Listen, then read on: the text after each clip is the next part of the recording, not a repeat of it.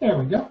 Okay, hi, this is Dennis Wilborn with the Active Trend Traders. Want to welcome everybody to the Aftermarket Monday session for Monday, the 16th of July. Let's get going right away. All materials presented for trading purposes. Only traders should always pay for trade any new method prior to the risk of their own personal capital. Past performance, of course, does not guarantee, nor is it a promise of future performance. Our objective of Mondays, basically, Aftermarket Mondays, is basically look for some timely, actionable intel at the beginning of the week. We'll monitor and we'll review that at the end of the week. The big question I was looking, market review, more downside and volatility.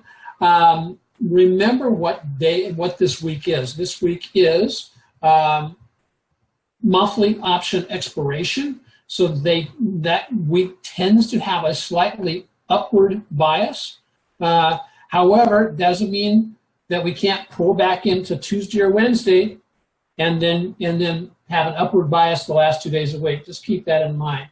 With the likes of Netflix, lending its strength to the mix, we could in fact see that really nice pullback Tuesday, Wednesday. And then there's some upside as things settle out going into the end of the week. I'll look for stocks and ETFs that are setting up. Remember, have patience, stand back, and respect the market's rhythm. We've practiced basically 3 different strategies. We have 4 entry rules and 6 exit rules. Strategy 1, stocks ETF, look for portfolio building. We're in a couple of bonus trades right now. One is, of course, we are in JNUG and HTHT. We've gotten into that earlier this week. Here's where we're sitting as of just before the close today. We dropped a little bit with the market going down this week or on Monday. And so we're still sitting about 17–18%. Looking to push that higher going into July. We're getting to the meat of the presentation right now is basically monthly option expiration. We need to be aware of that. It tends to have a bullish bias or an upside bias. The tariff tango. Oh gosh, it's been a long time since I've seen a market that was as news sensitive as the one currently. There's never any shortage of hair triggers to the upside and to the downside. But we've, it has been a little bit quiet on the tariff tango, even with President Trump abroad. So is all good now? Are they working out their differences? We shall see. Oil gold seasonality, Netflix. Will that set the tone for the rest of the week? Will that set the tone for the potential of the market going, you know what? It's time for a more severe correction. We'll take a look at that. Seasonal expectations, volatility to continue high. That means wide ranges is what I'm looking at, like that situation like that. Not so much the VIX. I mean, you'll see a little bit of that volatility being acted on in the VIX itself, but the volatility I'm talking about is just a wide range on a daily basis. We've been seeing a lot of that actually going all the way back to January of this year. So July moves into seasonality. That's typically what happens. I think it was Gary was sharing with us last week that this year's Indian wedding period is a little bit different than before, and so we may see a delay in the gold seasonality. We shall see. Apparently, there's in the Indian calendar or the Hindu calendar, there's an additional month this year, and so that may impact what's going on with gold. We shall see.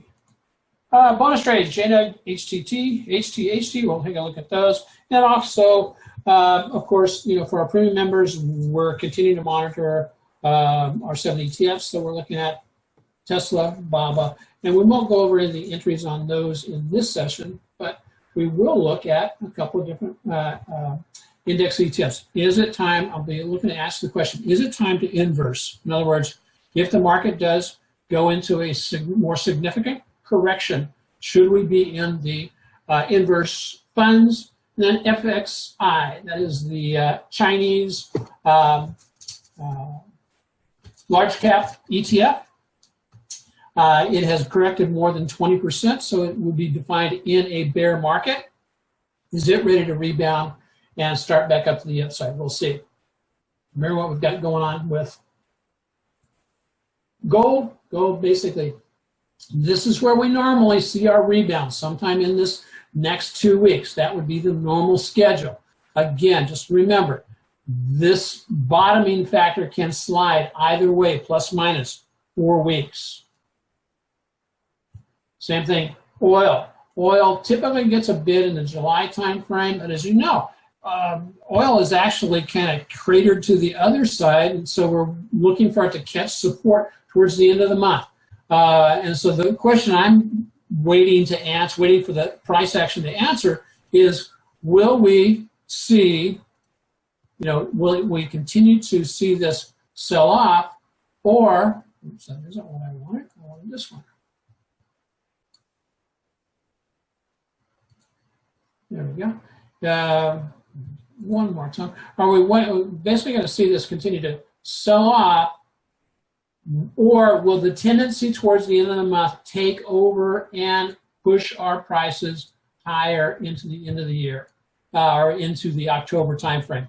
So I'm waiting to see, will the seasonality tendencies overshadow or overpower the current kind of, push to the downside that we've been seeing with oil?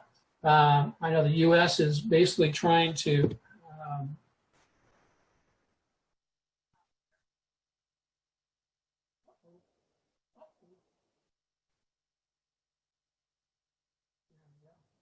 so that's what we're doing with oil. And so let's take a look at a couple of charts. And that's the other thing I'm going to be doing in this session, is I'm going to basically be focusing primarily just on the charts. So let's get to the charts, get to the, to the business end of the stick as quickly as possible, provide you 2 to 3, 4 different trading ideas to take forward. And that way we can hit the objective of everybody being, us being done within 10 to 15 minutes. So here's Netflix. Netflix still bottoming out. Just pay attention to when the conference call is. Conference call is on Netflix is at, come on, there we go. Conference call is at 5 p.m. Eastern time. So that will be starting in another about 36 minutes. Oftentimes, it's the conference call where they talk everybody away from the ledge and everything goes back to being really wonderful and great. But we'll keep a look on that, because look what might happen if, in fact, this does continue to weigh on the market. Okay, well, the Qs. Look what's happened with those after hour. Again, $2, about $1.50 down. Same thing, SPY.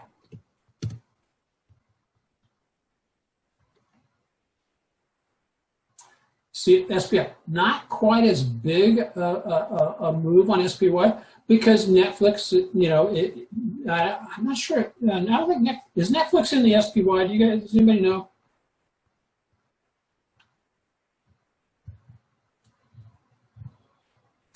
And of course, IWM, which does not have the Netflix in it. It's a small cap. Basically, very little impact. Matter of fact, it had a larger impact today as we were selling off, hit support about 166, and then a rebound. Are we going to basically, are we going to hold it to 20 and rebound off of that to go back up to the 170 level?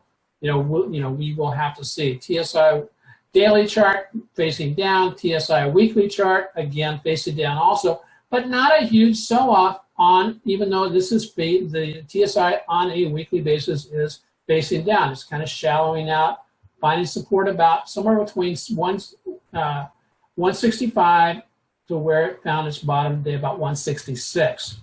So as I said earlier, is it time to look at the inverses for the individual market? We've got the SPY, again, hammering right up against The resistance ceiling about 280, somewhere between 279.65 and 280-ish.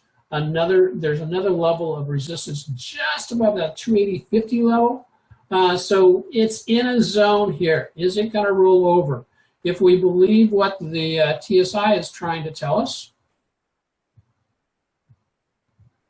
if we think the TSI is accurate in what it's basically showing us, get my drawing tools back up here.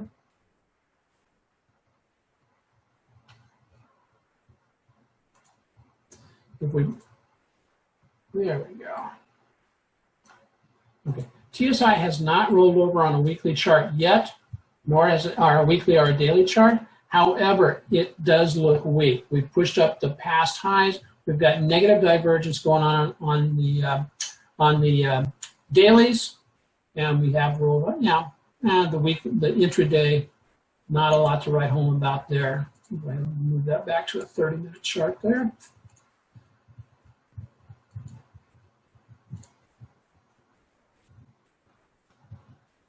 So if we do anticipate this rolling over, though, what would we'd be looking at potential trading? Well, there's SPXU. Okay, it is showing where TSI has not turned up yet, but it has positive divergence. That's good because it's emulating just basically the inverse of what we're seeing with the SPY. If we get a trigger and it moves back up to the 40 level, that'd be a 9% move. We move back to the past highs. We're talking about 11%. The spiders and the has been very muted compared to some of the other entities, because if we look at the same type of situation with the let's go over to the Qs, the inverse of the Qs, SQQ. Similar type situation. TSI has not picked up yet. However, on the market forecast, we do have three-line cluster that is turning up. We've got a little bit of a bullish engulfing today, small bullish engulfing. Now, if it ran from where it's at up to the past highs, it's about 17%. And as you can see, after hours, it's already launching up there. It's up almost to 13 after hours. So it's going to definitely be something to pay attention to tomorrow. And last but not least, TZ. If I were going to trade one of the inverses, I would tend to lean towards the SQQ. It has, it's up about $12, $13. And so to me, I hate to call it a three-time leverage inverse ETF stable, but it provides a little bit, better platform to be able to judge your trades off of. Similar thing now for TZA. TZA has actually turned up already. If it moves from where it's at, or approximately where it's at right now, back up to the past highs, you're talking about a 9 to 10% move. Again, if the market goes into a more significant correction, that would put these in play for a more significant move, and it will move 3 times the amount of a daily move in the opposite direction, as in this case, IWM. What about China? Let's take a little hard look. I'm going to go over here to the, what I may want to, of course I probably, of course I don't. Okay, let's just take a look at the weekly on China. As you can see, China fell from the high here down to here, 22%, and now we're basically, it looks like it's trying to hammer out a bottom. Here's a hammer, here's a spinning top, here's another hammer, and if China does in fact rebound and start to move up, well, that's going to have a positive effects either on, you can trade FXI or look for one of the Chinese stocks to in fact trade. We're currently in HT almost took out our lows today. I think we're sitting down about 39.40, 45. on our stop loss on that, came really close to it. It's all going to depend. Is this 100-day moving average going to hold or not? It still looks good on a longer term basis. However, the TSI is always a risk if your weekly TSIs are still pointing down, but your dailies are turning up, and they do turn up and fail to reverse the weekly. That could mean that it's a premature and or a weaker trade than would be expected. So we'll be keeping our eye on HTHT. One of the things that was very pleasantly surprised was BABA.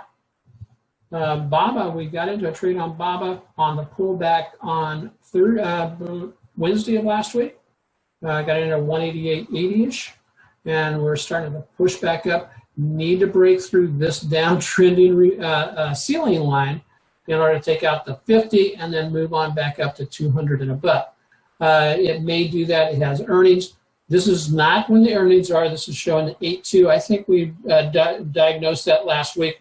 Earnings are actually coming out on the 17th or 15th, I believe, 15th of August, which is a Wednesday, and that will be coming out, before market. And so I'm going to be looking at doing both a Tesla and a BABA pre-earnings trade, and that'll be for our premium members. Those alerts will be sent out. And last but not least, let's take a real quick look at gold. Eric sent me a really good article today that talked about how the gold miners are actually showing a little bit stronger than the gold ETF and the gold index itself. As you can see, here's gold miners, GDX. It's holding right here at a level of support. Now the question is it going to reverse and move up? We shall see, because we're trading in this space. We're trading JNUG. You can see it has moved right down to, come on, move right down to a support level. We've got to stop just shortly below the 1288 level. TSI slightly heading down, but it's one of the things I will do on JNUG. If we break the 1288, because of the time of year it is, we're expecting the seasonal reversal. I'll probably buy it back if it crosses back through 13 or 1295. And so that's basically all I have for today. To give you some ideas on what to trade later in the week. And we've kept it to about, a little bit over 15 minutes, so I apologize for that. Not keeping it more concise, but again, that's some of the things that I'm looking at. Just double check the pre-market tomorrow morning to make sure that see what Netflix is in fact continuing to do to the rest of the market. Because if Netflix does, in fact, if the other market grabs the downward momentum of Netflix, it could be a very interesting day tomorrow. Maybe a time just to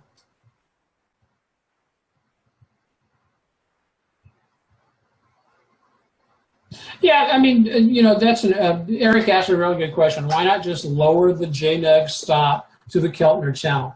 That is certainly a potential. And what that is, basically, here's the Keltner channel on it. We know that the Keltner channels contain about 85+% of the price action. And so what we could do in a situation like this is just move it, the Keltner on today.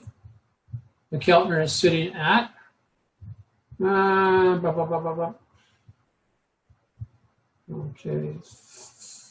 1276. Our stop loss currently is sitting at 1280. So, we could put it down at 1270, and that's fine. That's up to the individual trader. That would be, it's not that much out of it's like 10 cents below where we're at right now. So yeah, I would be good with that. You know, either way is you know, giving 10 cents on the other side of this swing low, or another 20 cents to be outside the Keltners. That works also. Either way. Okay.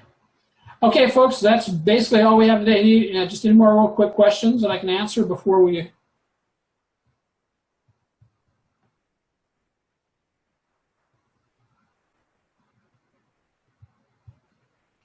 Okay, well, with that, I will call it a day.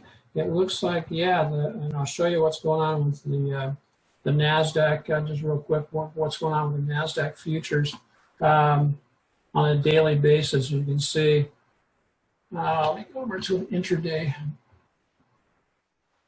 chart, and you'll see that it is really getting whacked. It is really getting whacked off after hours. Where is that? It's not the one I want. That's the one I want. See, just boom. That's big. I mean, that's if you're a future trader from this on the NASDAQ, that move about $54 at $20 a point. That's about a little bit over $1,000 worth of loss just almost immediately. So, okay, my friends, have a great day. Stay tuned for tune in for the premium members training on Wednesday night, and hopefully we'll be looking at some potential rebounds into the end of the week. God bless everybody. Aloha.